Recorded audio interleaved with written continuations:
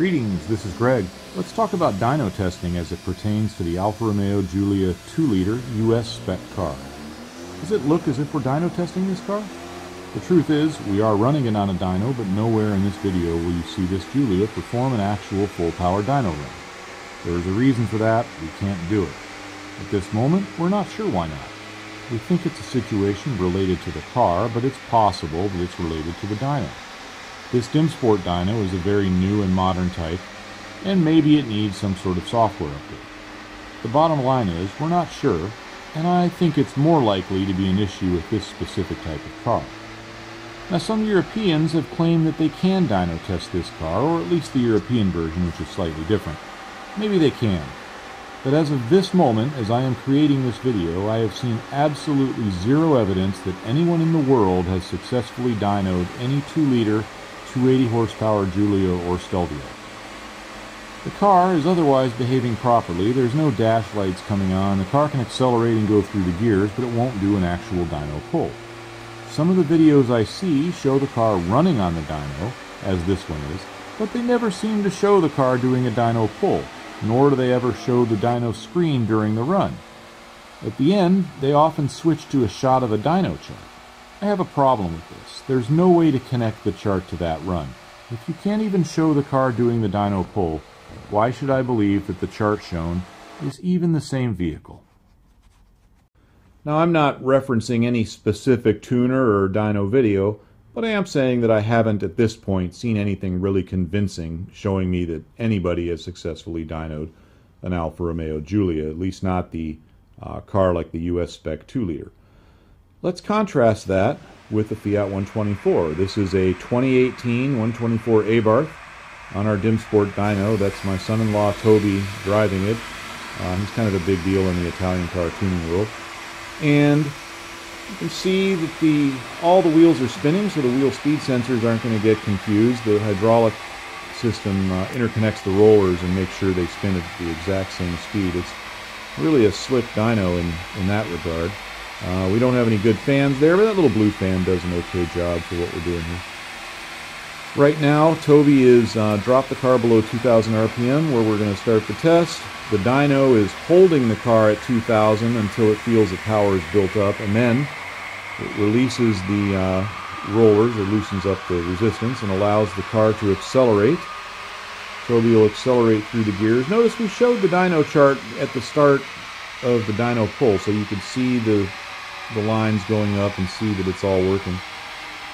Now the run's done, the car is coasting down. The dyno is measuring driveline resistance for purposes of calculating flywheel horsepower if desired. It's kind of a neat feature. And the dyno's run is done. We got nominally 175 wheel horsepower and nominally 220 wheel torque. So that's how I think a dyno run should look if you want to convince people that you're really doing it. Now let's do another one. This is, I don't remember the order. This may have been a few minutes later, a few minutes earlier, I'm not sure. Both of these runs were done right after we flashed the car, and the car sort of has to learn the tune, so power slowly comes up over a period of half a dozen to a dozen runs or so, sometimes even more. In any case, same exact procedure. He's getting it into third gear where we're doing the pull. That's not to say that's the ideal gear, it's what we're using. He's using third gear, and once it's at third gear, he has to drop down below 2,000 RPM. Then the dyno will hold the car at 2,000 as he increases power. There's my son Jordan, came to visit. So that's what's happening right now. He's below 2,000. Then you'll see a bar graph appear showing the dyno's holding the car at 2,000. Right there it is. And when the dyno feels that the car is at full power, it throttles all the way down, it will decrease roller resistance and let the car accelerate and do the dyno pull. You can see the graph moving there. The lines on the graph aren't particularly meaningful yet because they're not rescaled, but you'll see that in just a minute. So now the dyno run is done. Car is coasting down for the purposes we discussed a moment ago.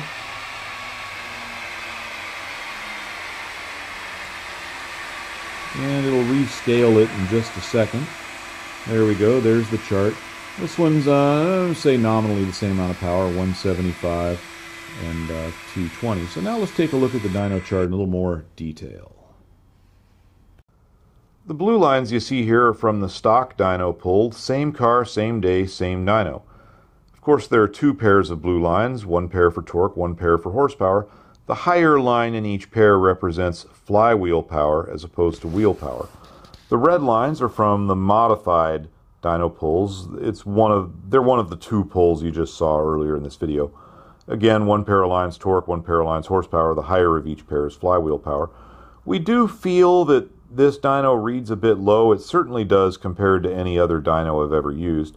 Also, our runs in this case are a hair on the low side because we don't have a lot of airflow at the front of the car. Airflow at the front of the car is a pretty big deal on an intercooled turbocharged car.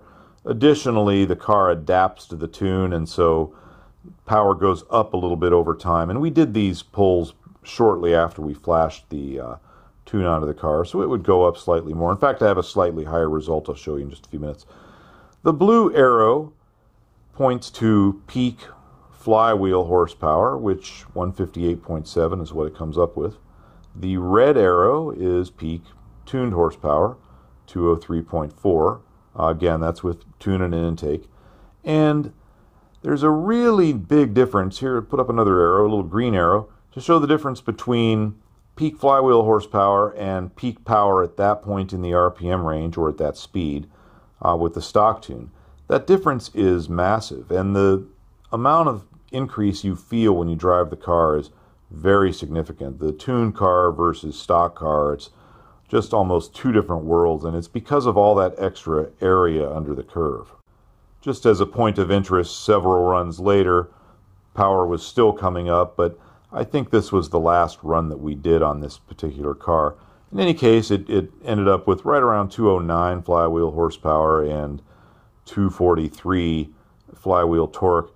It's a lot of power in the 124. The car really, really moves. I'm very happy with how it drives. And so that's it for this episode. I really appreciate you guys watching the video. Please leave comments in the section below and thumbs up if that's not too much trouble for you. And let me know what videos you would like me to make next. Thanks, and have a good day.